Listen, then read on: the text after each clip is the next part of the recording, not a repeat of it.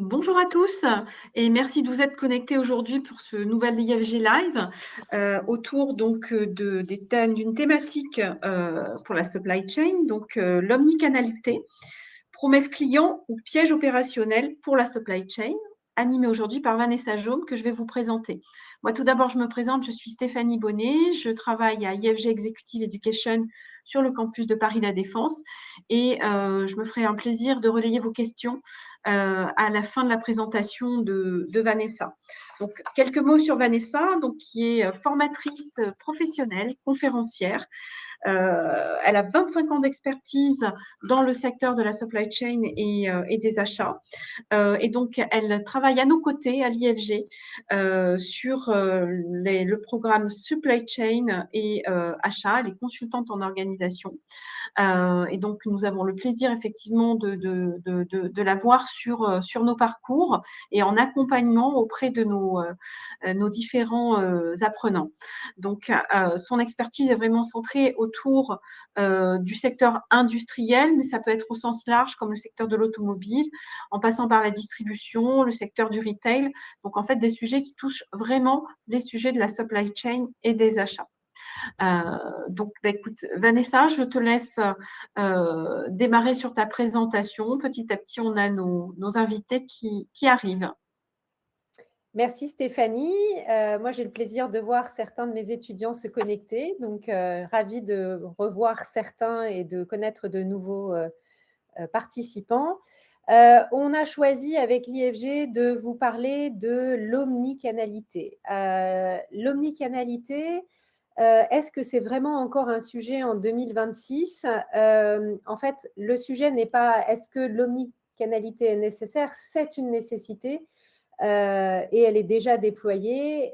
En fait, c'est ce qui permet d'augmenter la satisfaction client puisque vous allez répondre avec cette organisation à un certain nombre d'exigences que les clients ont sur la nécessité d'acheter partout, à toute heure, quand c'est possible, se faire livrer. Et clairement, l'omnicanalité est une façon de rester compétitif. En fait, la vraie question, en tout cas pour la supply, ce n'est pas est-ce qu'il faut y aller, puisque la réponse est oui. Même les entreprises du luxe se sont lancées dans l'omnicanalité. C'est un des moyens vraiment pour lutter contre toute forme de désertion de clientèle. Et l'objectif, c'est plutôt comment est-ce qu'on gère ces multiples canaux et comment est-ce qu'on reste performant et agile. Donc, c'est un peu ce qu'on va voir au travers de ce webinaire. D'un point de vue supply, l'omnicanalité, ça apporte un certain nombre de bénéfices. Je précise, puisque ça me semble important, l'omnicanalité est essentielle dans les business models du retail et surtout dans une organisation B2C. On ne parlera pas forcément d'omnicanalité en B2B. En B2B, on parlera plutôt d'une diversité de typologies de commandes et on aiguillera plutôt ses clients sur des commandes de stock récurrentes et des commandes qu'on va dire express qui vont permettre de combler des difficultés passagères de stock. Donc là, vraiment, l'objectif de l'omnicanalité, c'est bien comprendre que ça s'adresse surtout à des business models qui sont en B2C avec différents réseaux de points de vente et qui souhaitent maximiser leur impact vis-à-vis de leurs clients. Deuxième petit élément, je pense que certains d'entre vous qui me connaissent le savent très bien, la supply chain travaille non pas pour satisfaire les fonctions internes, mais c'est le levier fondamental pour satisfaire le client final. Et du coup, la supply chain est vraiment absolument nécessaire pour permettre de satisfaire et arriver à tenir cette promesse client. Donc, l'omnicanalité est en supply chain un step pour l'amélioration de l'expérience client et ça a un certain nombre de bénéfices pour la supply. La première, c'est une meilleure rotation des stocks. Clairement, le même produit vendu avec des canaux différents accélère la rotation des stocks. Ça doit surtout aussi générer un certain nombre de bénéfices, notamment liés à tout ce qui va être les coûts d'obsolescence, moins de produits obsolètes. Et du coup, si vous avez moins de stock, moins de produits obsolètes, et ben, clairement, vous améliorez de facto votre BFR et vous avez beaucoup plus de cash disponible pour pouvoir investir sur d'autres sujets. Évidemment, l'omnicanalité permet de basculer ces stocks ou en tout cas ces produits sur différents canaux, et donc ça permet évidemment de réduire les ruptures de produits vis-à-vis des clients. Et en fait, cette organisation d'omnicanalité vous permet d'absorber des variations de demande, de pouvoir rebasculer des stocks via un canal ou via un autre. Ça permet également de centraliser et simplifier l'ensemble du traitement des retours, puisque en fait, dans les attendus clients, vous avez cette flexibilité aussi bien amont qu'aval qui est attendue, et notamment toujours cette perception client de rapidité, de contentement, et ce contentement se fait également par la capacité à pouvoir retourner les produits simplement, facilement et à différents endroits, à n'importe quelle heure du jour et de la nuit. Et donc, globalement, l'ensemble de ces éléments vraiment accompagne l'expérience client. Ça permet de continuer à fidéliser votre client et ça vous permet vraiment de rester dans le game et de pouvoir continuer à proposer vos produits de différentes façons sans pour autant avoir des structures complètement, des structures physiques qui disparaissent. Vraiment, l'objectif de l'omnicanalité, c'est vraiment améliorer l'expérience client et lui faire bénéficier à votre client de différentes possibilités pour pouvoir vous accompagner. Et c'est vraiment la question essentielle. L'omnicanalité, en tant que telle, ne rajoute pas de flux. Elle ne doit pas en rajouter. Elle change complètement la nature de votre système logistique. Elle change votre modèle économique et elle change également, on va le voir un peu plus tard, votre distribution. Donc, en fait, la supply chain est véritablement au cœur de cette stratégie et il est absolument vital de traiter cette stratégie omnicanale par la supply chain pour ne pas devenir contre-performant, rester agile et ne pas augmenter les risques. Puisque si vous ne traitez pas en fait l'omnicanalité par la supply chain, vous allez augmenter vos coûts, vos stocks. Clairement, l'objectif de l'omnicanalité n'est pas d'avoir un stock par canal, puisque là, vous perdez en fait l'ensemble des bénéfices que vous allez avoir pour ce modèle économique. L'omnicanalité, en fait, c'est un changement de business model. À partir du moment où on comprend que la supply chain globale était productive pendant un certain nombre d'années, mais maintenant l'est de moins en moins, du fait de l'ensemble des risques auxquels elle fait face. En fait, on arrive, tout comme un certain nombre de business models, à une bascule en termes de schéma. Avant, on avait sur un schéma qui était un stock, un canal, un client. Et ce schéma-là est obsolète puisque vous ne pouvez pas mutualiser les coûts, les stocks, et ça apporte beaucoup trop de différenciation. Donc, l'objectif, vraiment, c'est de comprendre que c'est également un tremplin pour accélérer le modèle de votre supply chain. Aujourd'hui, concrètement, l'omnicanalité, elle vous oblige à réfléchir différemment puisque vous allez avoir des flux qui sont complètement fragmentés, des tailles des commandes qui sont hétérogènes en volume, en poids, en quantité. Vous allez devoir gérer les mêmes stocks sur différents canaux et votre objectif va être de rentabiliser la livraison du dernier kilomètre.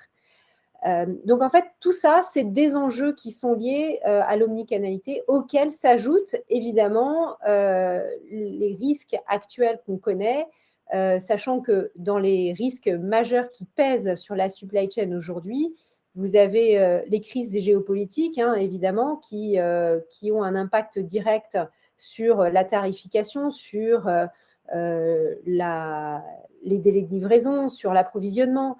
Vous avez les hausses des coûts, que ce soit les coûts matières, que ce soit les coûts de transport, les frais d'import et d'export dans certains pays. Vous avez cette volatilité de la demande du consommateur qui est très changeant, et l'omnicanalité permet à la fois d'amoindrir ces risques, mais peut les amplifier si c'est assez mal géré.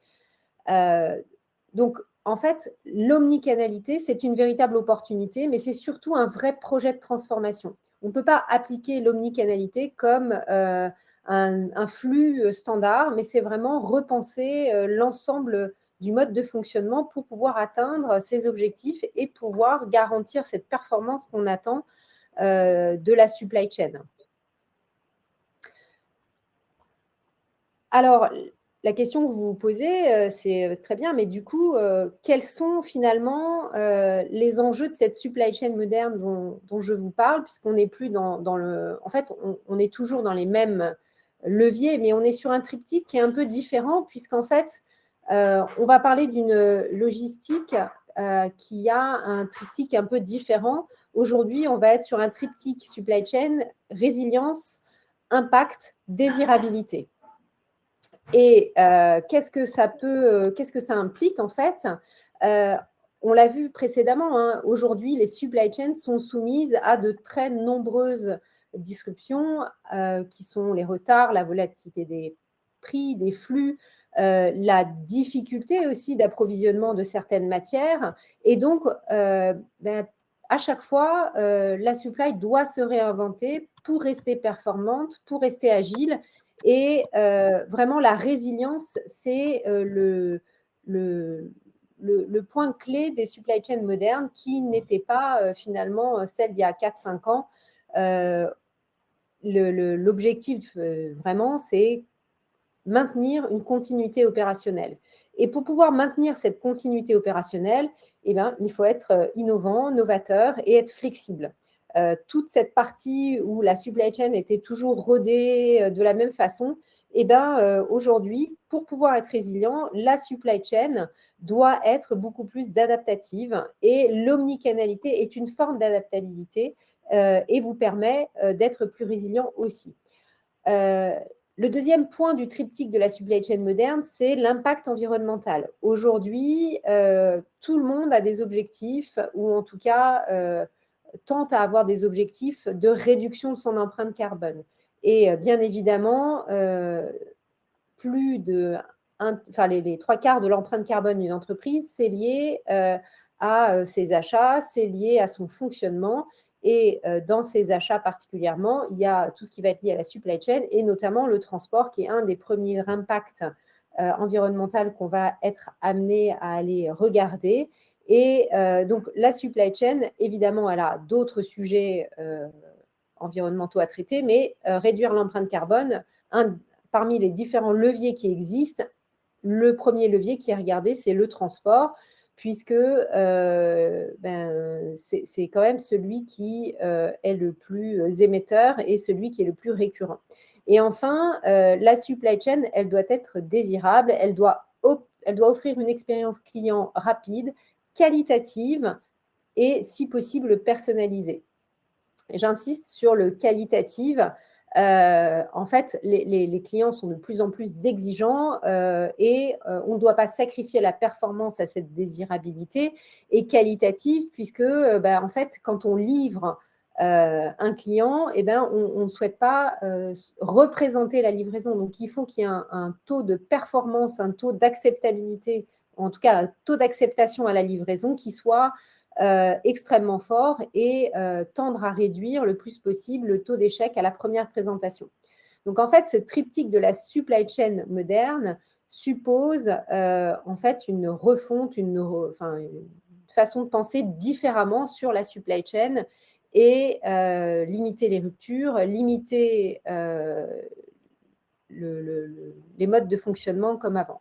Ce qui est très important aussi, c'est comprendre que cette supply chain, elle est en train de se modifier drastiquement, et on n'est plus du tout dans les mêmes modes de fonctionnement où on avait un produit entrant qui avait son process, qui allait en stock, qui était préparé, qui était sorti, livré, et on arrivait à optimiser l'ensemble des différentes étapes. Aujourd'hui, c'est en partie le client final, mais également la capacité, les difficultés d'approvisionnement. En fait, vous avez des perturbations en entrée et en bout de chaîne. Et en fait, du coup, toute l'agilité de votre supply chain, elle ne va pas résider dans le mode de fonctionnement, mais dans votre capacité à vous adapter et à basculer les stocks d'un canal à un autre.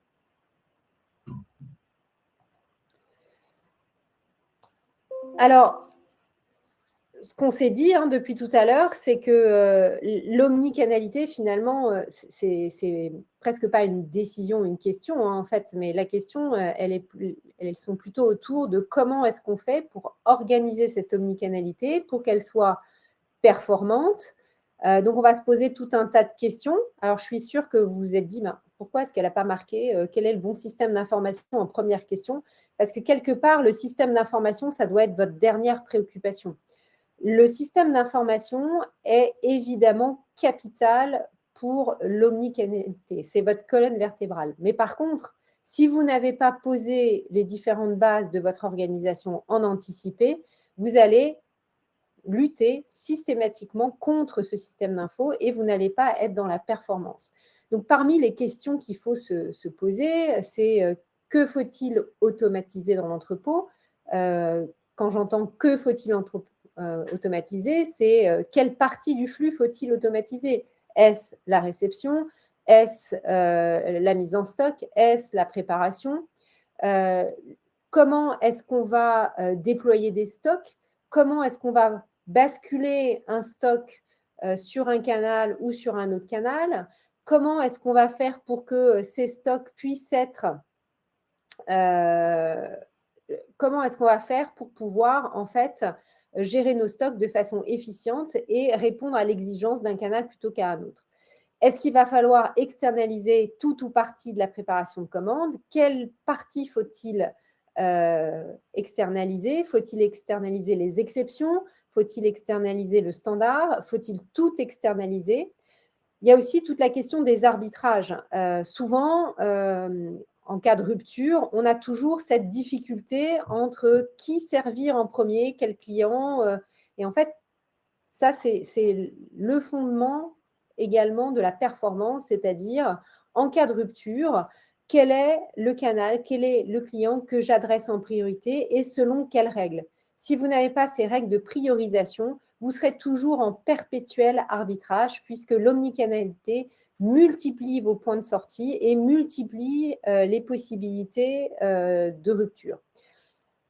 Évidemment, il y a toute la question de l'impact carbone avec cette multiplicité des livraisons. Comment est-ce qu'on va pouvoir faire pour réguler cet impact carbone, sachant qu'on sort d'un système qui est extrêmement optimisé et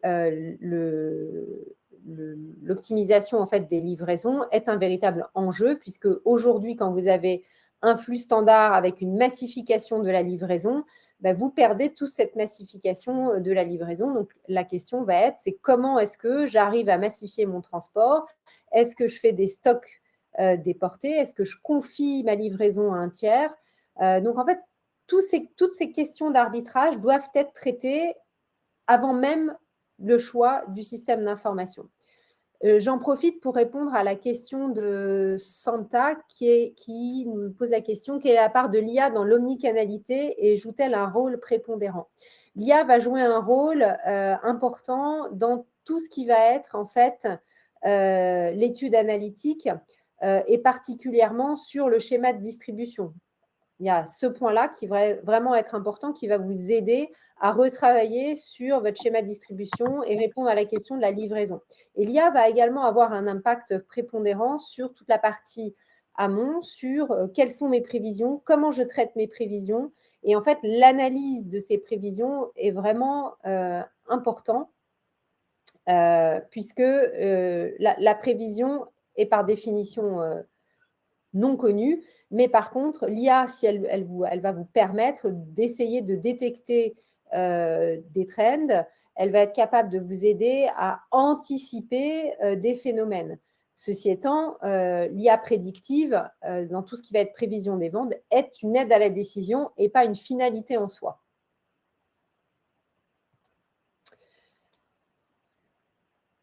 Donc, vous l'aurez compris, l'omnicanalité est un révélateur, en fait.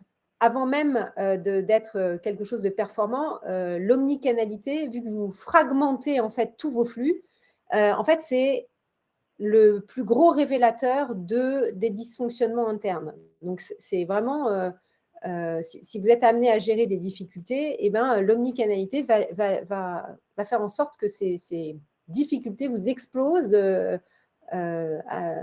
au quotidien. Donc, en fait, généralement, ça met en lumière des dysfonctionnements sur les silos organisationnels.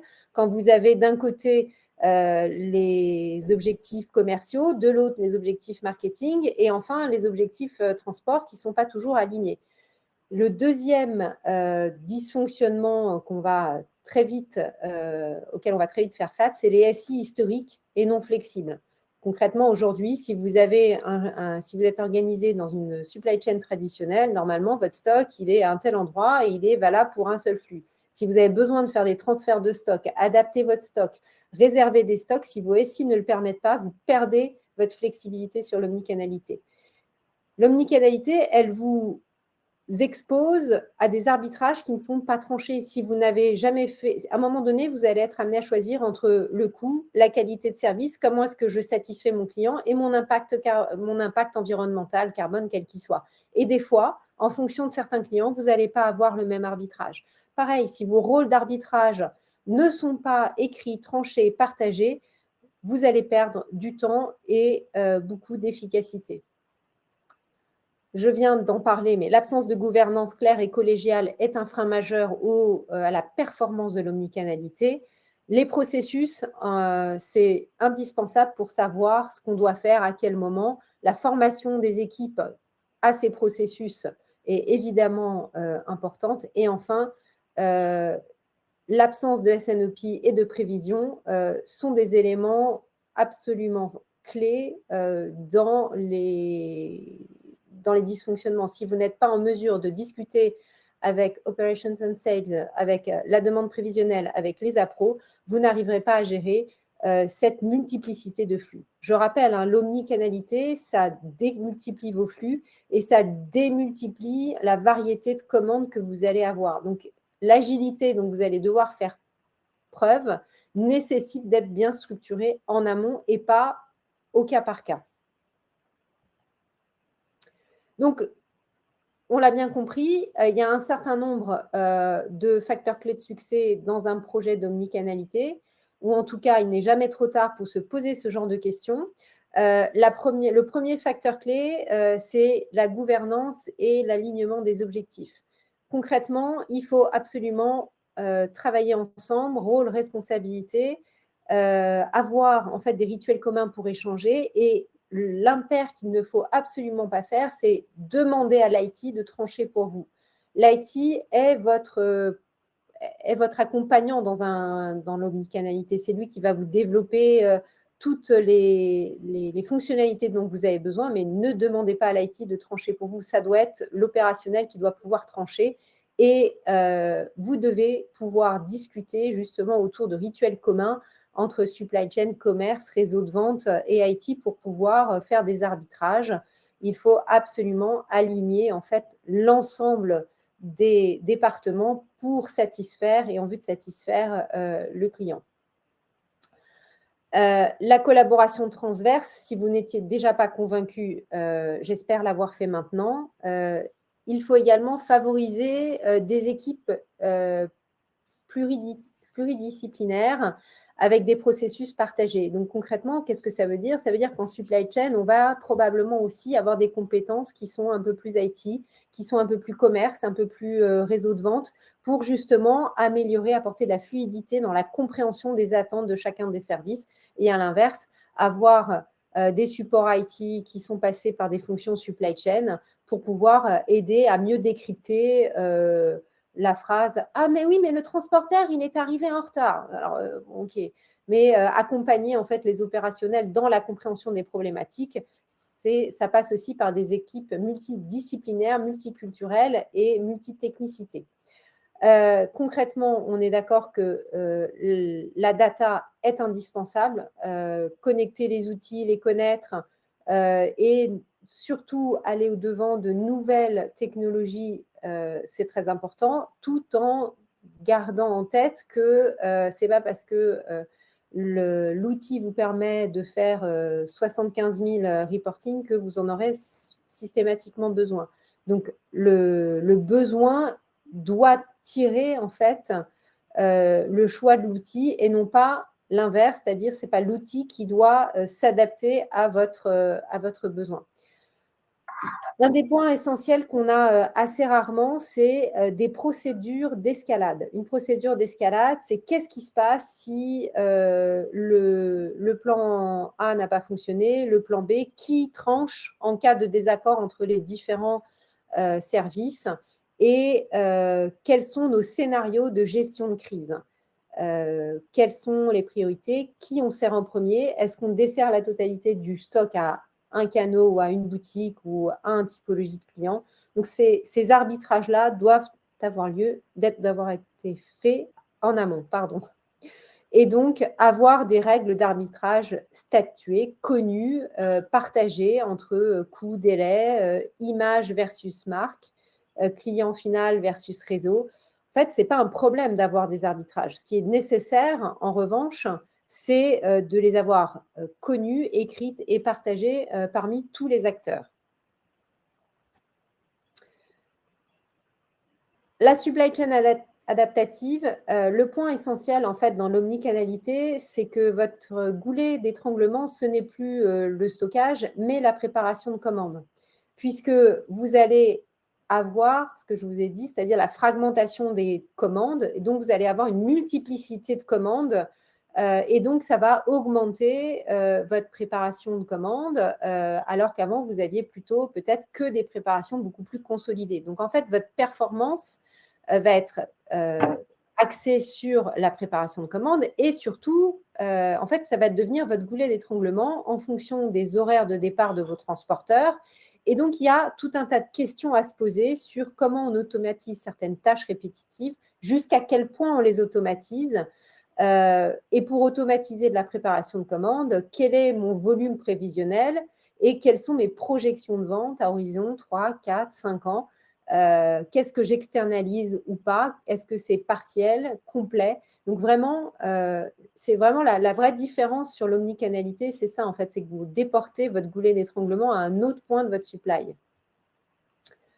Évidemment, vous devez avoir une politique de stock qui s'adapte en fonction des saisonnalités, des canaux, des promotions. Clairement, si vous avez des politiques promotionnelles, il est nécessaire d'avoir ces informations en amont, d'où une gouvernance absolument maîtrisée.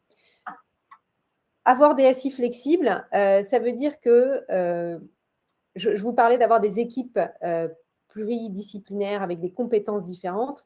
Quand vous avez des actions un peu promotionnelles, de saisonnalité, vous avez besoin d'avoir quelqu'un qui est capable de déporter vos stocks informatiquement d'un canal à un autre, d'avoir des stocks réservés si c'est nécessaire. Et donc, vous avez vraiment besoin d'avoir un process owner SI dans vos équipes de supply chain pour pouvoir justement être autonome dans le choix de vos décisions et vous aider justement à ne pas être bloqué dans la vente par des SI qui sont contraints et pour lesquels vous n'avez pas la main. Pour être sûr d'avoir une supply chain adaptative et performante, eh bien, on n'est plus du tout sur des taux, des KPI globaux. On va aller chercher du détail, on va aller chercher un taux de service pour chaque typologie de canal, puisque chaque canal chaque région, j'ai envie de vous dire, doit faire l'objet d'une surveillance particulière, parce que vous n'allez pas avoir les mêmes contraintes d'un canal à un autre. Et vraiment, c'est très important. J'ai vu votre question, Ansler, je vous répondrai à la fin si vous le voulez bien. Donc, un point aussi important sur la supply chain, c'est former vos opérationnels aux clés d'arbitrage. Concrètement, les arbitrages dans l'omnicanalité, elle vous oblige à arbitrer de plus en plus souvent, puisque vous allez aller chercher, grâce à l'omnicanalité, des efforts sur vos stocks. Et donc, en fait, l'objectif, ce n'est pas d'avoir des stocks dédiés par canal. Donc, vraiment, vous allez aller devoir chercher des clés d'arbitrage et sur les stocks et sur les livraisons. Et donc, chaque opérationnel a toujours envie de bien faire. Donc, ce n'est pas le problème. Le problème, c'est quelles sont les règles de l'entreprise, quels sont les arbitrages qu'on a envie de faire.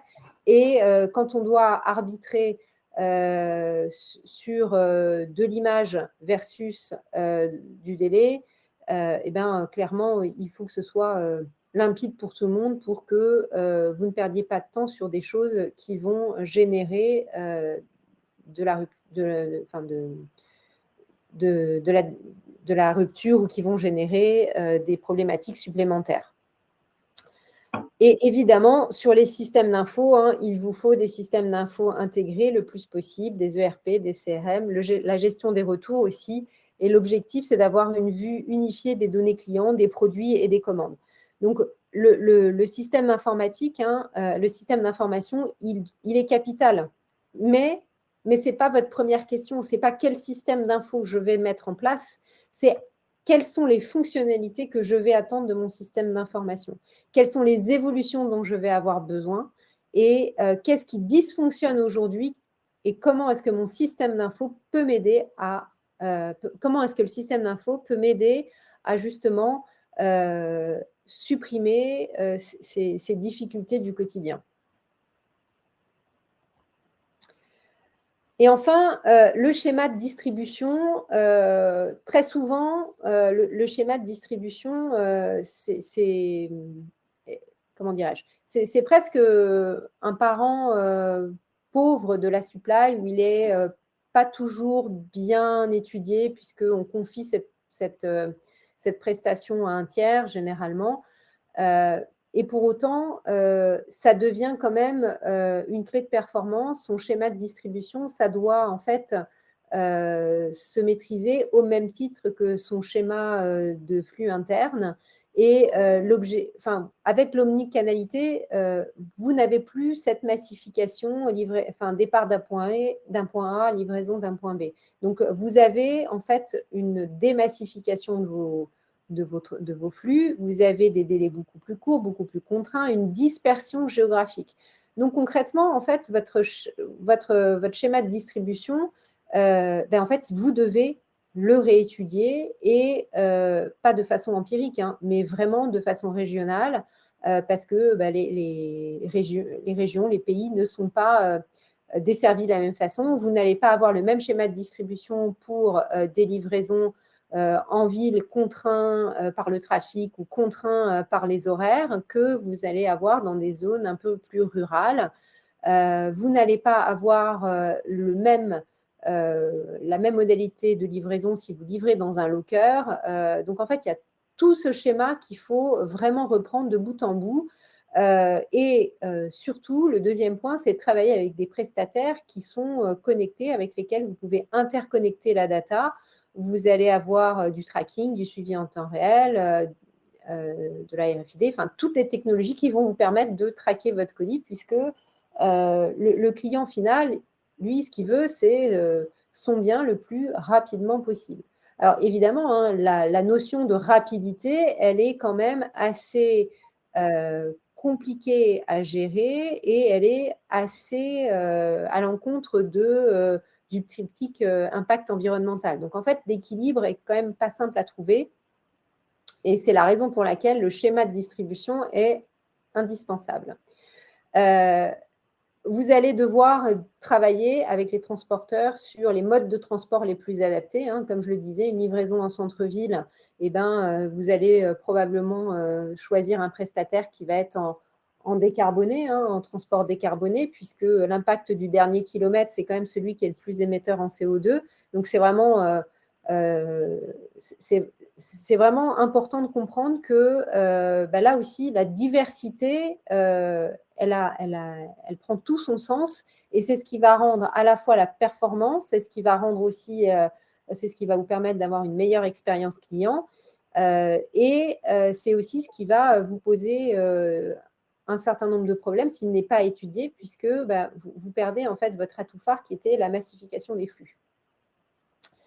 Et le retour, en fait, optimiser le retour, ça fait partie en fait du schéma de distribution. En fait, globalement, dans le retail, on sait qu'on a à peu près 25% de retour produit minimum. C'est la facilité de la promesse client, tout le temps, à toute heure, n'importe quoi. J'hésite entre un pull bleu et un pull vert, je vais prendre les deux, et celui qui ne va pas, je le renverrai. Donc, en fait, ce qu'il faut intégrer dans votre schéma de retour, c'est la logistique inverse.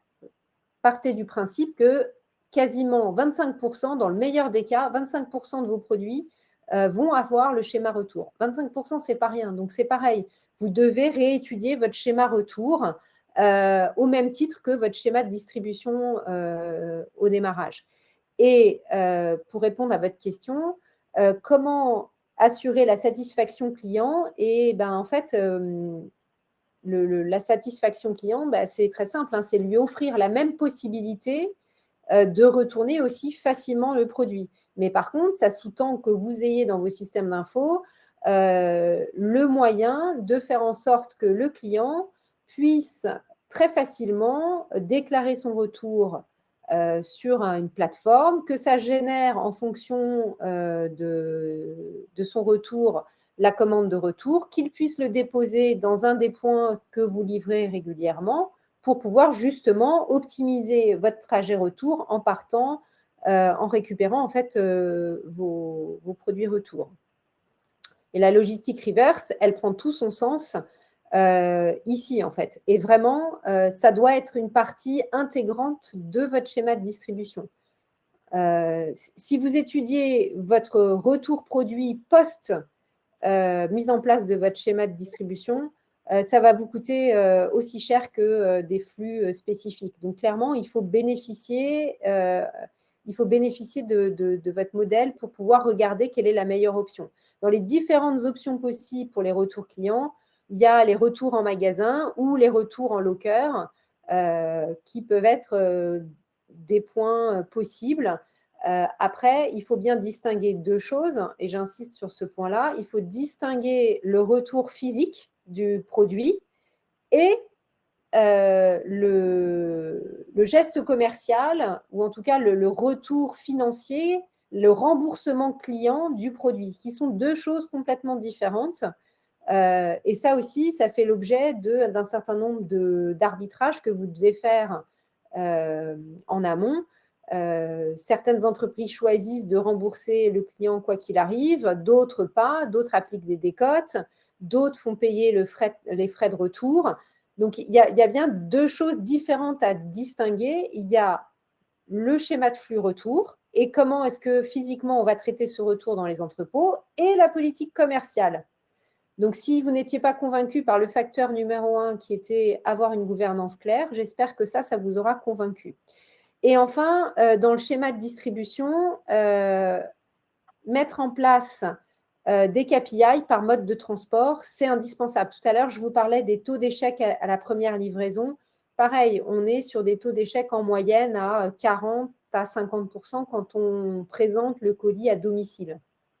Donc, concrètement, vous devez avoir des KPI par mode de transport, par typologie de transport, le pourcentage de non-présentation, et surtout, un des KPI qui paraît totalement futile, mais qui est indispensable, c'est le nombre d'erreurs d'adresse ou le nombre de critères mal remplis, puisque le nombre de colis qui ne sont pas livrés, faute d'erreur ou mauvaise erreur d'adressage, c'est ce qui fait à la fin de l'année les ventes des grands transporteurs qui vendent des ballots de colis non livrés, puisque les adresses ne sont pas ne sont pas renseignés. Donc, la complétude des systèmes d'info, elle est dans tous les cas indispensable, que ce soit pour la logistique interne que pour le schéma de distribution.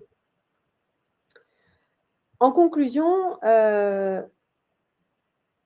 vous propose de retenir 4 points clés. Le premier, c'est que, en fait, il faut aligner la promesse client avec les capacités réelles de la supply chain et non pas l'inverse. C'est-à-dire, c'est vraiment qu'est-ce qu'on a vendu à notre client et comment est-ce qu'on est capable d'y arriver. Donc ça, c'est le premier élément. Le deuxième élément, c'est trancher les arbitrages avant même de les déployer, ou si vous êtes déjà développé dans l'omnicanalité, figez vos arbitrages, coût, service, impact. Quel qui sera prioritaire, quel client on va prioriser, quelles sont nos modalités d'escalade en gestion de crise, puisque plus vous allez arbitrer en amont, plus ça va faciliter et fluidifier le traitement de votre crise. Et croire qu'il n'y aura pas de crise, pas d'arbitrage, ce n'est pas possible. Les arbitrages, vous en gérez tous les jours, vous allez devoir en gérer de façon assez régulière.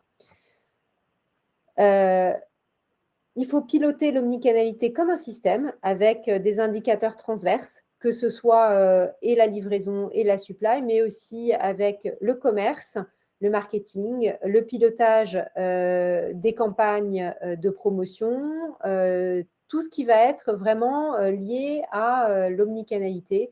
Montrer aussi les forces de certains canaux vis-à-vis d'autres. Et enfin, l'omnicanalité, ce n'est pas forcément une promesse, mais c'est surtout une source de performance et c'est ce qui va permettre aux supply chain de continuer à s'adapter et bien gérer. Elle peut être vraiment une source de performance et garder en tête que l'omnicanalité, en fait, c'est comme un projet de transformation perpétuelle.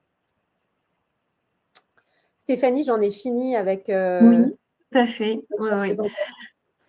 Effectivement, merci pour cette présentation. Donc, en fait, il y a donc une question qu'a posée Ansler tout à l'heure, où il fait le lien effectivement avec la satisfaction du client, que tu as abordé de différentes manières, et donc notamment dans le cas où il y a un retour de produit acheté sur un canal et avec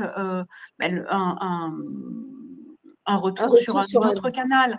Donc, comment est-ce qu'on peut aussi mettre la satisfaction client au centre de tout cela? En fait, c'est dans la structuration de l'offre, en fait, que la réponse se situe, et s'assurer qu'en fait, on donne cette possibilité, on donne la possibilité au client de retourner n'importe où, puisque en fait, c'est ce qui va permettre justement d'accompagner cette promesse client. D'accord, ok, c'est très clair. Santa demande donc quelle entreprise a été pionnière dans l'omnicanalité et comment se réinventer continuellement? Alors, est-ce qu'on a des exemples, effectivement?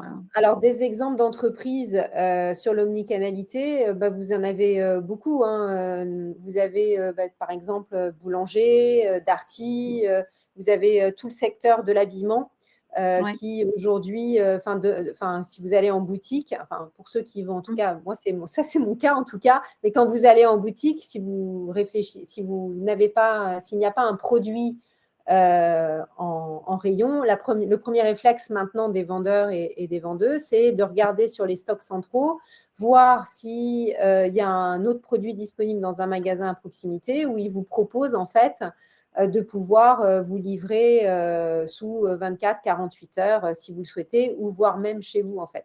Et donc là, clairement, ce qui fait la différence dans l'omnicanalité, c'est cette capacité à avoir à répondre à cette satisfaction client et avoir un SI vraiment important.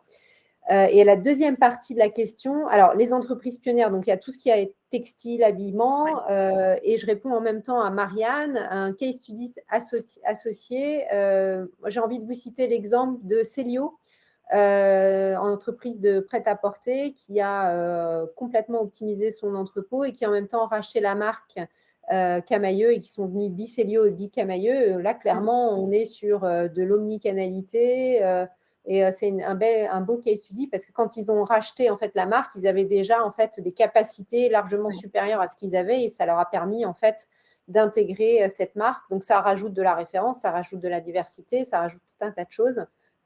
Célio est un bon case study. Oui, c'est un bon exemple. La deuxième question de Santa, c'était comment se réinventer continuellement. L'omnicanalité, l'objectif, c'est pas de se réinventer, je pense, c'est de traiter en fait tous ces challenges. Et pour moi, le challenge number one, c'est optimiser la préparation de commandes, garantir en fait l'efficacité opérationnelle. Le deuxième challenge, c'est la distribution. Et le troisième, c'est gérer ses retours, parce que très souvent, les retours sont gérés à la marge ou sont traités, pensés après la mise en place de l'omnicanalité, alors que c'est entre 25 et 30%, parfois ça va même jusqu'à 50%, notamment pendant des périodes de saisonnalité. Je pense qu'aujourd'hui, personne n'est en mesure de dire que l'omnicanalité n'est pas un défi en tant que tel. Et se réinventer, ça passe par la transversalité entre le commerce, le marketing et la supply. Je pense que c'est vraiment un travail d'équipe, plus qu'un travail de mise en lumière d'une façon de vendre un produit ou un autre. Ok, très bien, je te remercie. Est-ce qu'il y a d'autres questions sur le chat? N'hésitez pas, on a encore un petit peu de temps pour pouvoir y répondre. Moi, j'ai une petite question. Vanessa, on parle beaucoup donc de la gestion du dernier kilomètre. Oui. Donc, dans tout ça, comment est-ce que ça se place? Est-ce que c'est quelque chose qui prend de plus en plus d'ampleur? Aujourd'hui, je sais que tu interviens aussi donc sur nos parcours RSE développement durable. On va parler de supply chain et d'achat responsable. Donc, voilà, dans tout ce contexte-là, où est-ce que tu le places? Alors, la livraison du dernier kilomètre, c'est un vrai sujet. C'est un vrai sujet parce qu'on doit arbitrer typiquement entre rapidité et impact. En fait, la livraison du dernier kilomètre, c'est à l'inverse de tous les modèles logistiques, puisque la livraison du dernier kilomètre, ça veut dire que je dissocie mon flux et je livre plein de petits endroits versus avant un seul magasin. Et donc, indubitablement, ça a de l'impact et ça a de l'impact financier. Donc, en fait, le sujet par rapport à ça, c'est quelle est ma stratégie en termes d'entreprise? Où est-ce que moi, je vais placer mon curseur? Et ça peut se traiter par des minima de commandes, par des retours qui ne sont pas forcément gratuits. Alors moi, je fais partie des gens qui sont totalement contre la gratuité des frais de port, puisque la gratuité des frais de port suppose que la logistique du dernier kilomètre est gratuite. Or, ce n'est pas vrai. Elles sont optimisées grâce à l'IA, grâce à tout un tas de choses. Mais par contre, en fait, la logistique du dernier kilomètre, c'est un vrai métier puisque en fait, ça nécessite des tournées optimisées. Et en fait, l'impact en fait, du dernier kilomètre peut être réduit si justement ces tournées du dernier kilomètre sont extrêmement optimisées et d'où l'importance de l'IA à ce moment-là. Oui. Il y a d'ailleurs des entreprises qui sont assez performantes sur le sujet, sur toute cette organisation, mais aussi sur les impacts environnementaux, puisque ça, c'est un point à mettre aussi aujourd'hui en avant. Oui, et après, il faut choisir ses transporteurs. Clairement, il faut choisir des transporteurs qui ont des transports décarbonés, et il en existe un certain nombre, et ça doit faire partie de la balance. Et ça veut dire aussi que vous devez avoir une pluralité de transporteurs. Tous les trajets ne sont pas éligibles à du transport décarboné électrique. Volume, masse, longue distance, ce n'est pas le meilleur flux pour du décarboné. Courte distance, petit poids, petit volume, oui, c'est du décarboné. Mais encore une fois, ça suppose des arbitrages et des connaissances et un alignement stratégie supply chain. Okay. Alors, je vais répondre à la question de Vincent, si tu veux bien, Stéphanie. Bien sûr. Que pensez-vous des modèles qui font appel à des particuliers se proposant de déposer des colis sur leur trajet? Alors, j'en pense pas grand-chose à titre personnel. Enfin, j'ai plein de pensées personnelles à cet égard-là. Ma seule réponse par rapport à ça, c'est quelle est la stratégie de l'entreprise qui propose ça. Dans sa stratégie, clairement, les entreprises qui proposent une telle stratégie, c'est clairement des entreprises qui cherchent de la disponibilité de transport, de la rapidité et qui ne souhaitent de toute façon pas forcément valoriser le dernier kilomètre. Concrètement, on est dans des entreprises qui n'ont pas un processus d'image sur le dernier kilomètre. Ouais. Et qui ne sont pas du tout dans l'intégration des compétences et d'un schéma de distribution pérenne. Ma seule réponse par rapport à cette question, Vincent, c'est un choix d'entreprise. Je le comprends, mais par contre, concrètement, je trouve que c'est très dangereux puisque vous n'avez pas vous maîtrisez pas votre satisfaction client de bout en bout. Oui, il y a une Vous prise de n'êtes pas risque. du tout. Pardon? Il y a une prise de risque complètement, effectivement. Est-ce qu'elle est assumée ou pas? Exactement, il y a une prise de risque. Il y a après, en termes d'employabilité. Ah, on t'a perdu, Vanessa. Ah, je suis toujours là? Vanessa, Vous tu t'es m'entendez? figée. Ah. Alors, je ne sais pas si nos auditeurs nous entendent. Moi, je vous entends. Est-ce que vous m'entendez? Ah, ok, très bien. Bon, donc, c'est de mon côté. Ah, j'ai eu peur. Non, je disais, qu'est-ce que je disais? Je ne sais plus. Ah oui, c'est un choix et puis c'est surtout après en termes de compétences internes. Merci. Je laisse Vanessa continuer parce que moi, je ne l'entends plus et elle est figée chez moi. Moi, je t'entends. Vous m'entendez tous, hein? J'imagine que oui, sinon faites-moi des grands signes. Et donc, en fait, après, le vrai sujet, c'est les compétences et quelles compétences on garde chez nous ou pas. Donc, voilà. Et oui, Vincent, j'ai vu votre message. L'acceptation du client n'est pas garantie, je suis entièrement d'accord, parce que vous n'avez pas vos systèmes d'infos qui sont intégrés de bout en bout. Et donc, voilà. Après, ma seule réponse, c'est ça dépend des entreprises. Il y avait encore une question. Est-ce que l'omnicanalité exige une uniformisation des prix ou pas? Ben non. Alors, encore une fois, ma réponse, c'est ça dépend de votre stratégie d'entreprise. Concrètement, non. Ça ne peut pas être une uniformisation des prix. Enfin, c'est un choix d'entreprise. Vous pouvez ou pas, mais c'est une façon aussi d'absorber des coûts fixes. Moi, je ne pense pas. En fait, je pense que c'est une qualité de service. Donc, pour moi, en tout cas, ça ne doit pas être une raison de baisser le prix, ça c'est clair. Par contre, la zone géographique a clairement un impact sur votre coût, en fait. Le consommateur, d'une façon générale, a mal été habitué ces dernières années. Hein. La livraison n'est pas gratuite. C'est une forme déguisée de promotion. Merci Stéphanie.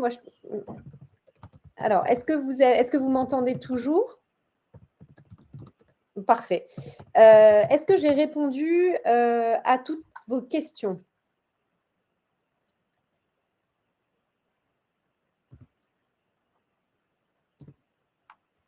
Alors, Ansler, oui. Vincent, oui. Bon, eh bien, écoutez, est-ce que vous avez d'autres questions que vous souhaiteriez soulever avant qu'on termine ce chat?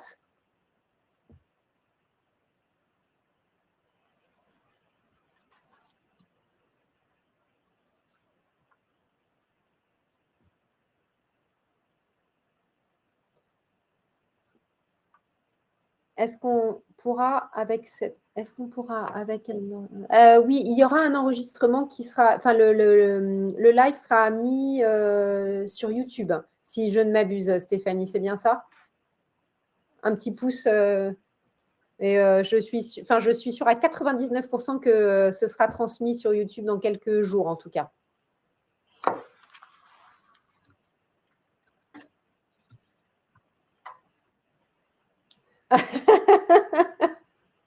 Anne-Lise qui dit « Je vais me remettre à l'écriture de mon mémoire » parce qu'évidemment, je suis Anne-Lise en tutorat de mémoire. Bon, ne dis pas que je t'ai aidé à écrire ton mémoire, s'il te plaît, Anne-Lise. Eh bien, écoutez, merci à tous de votre participation. Je suis ravie d'avoir virtuellement revu certains d'entre vous. Je vous souhaite une bonne fin de journée et à bientôt pour le… Est-ce que tu veux rajouter quelque chose, Stéphanie, avant que…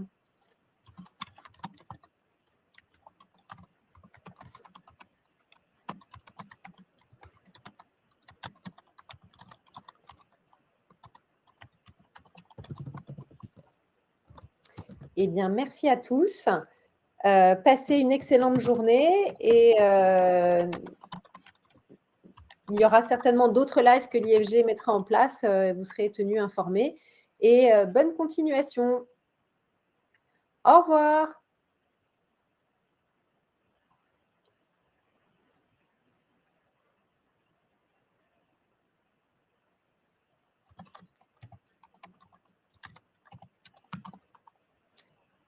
Merci à tous.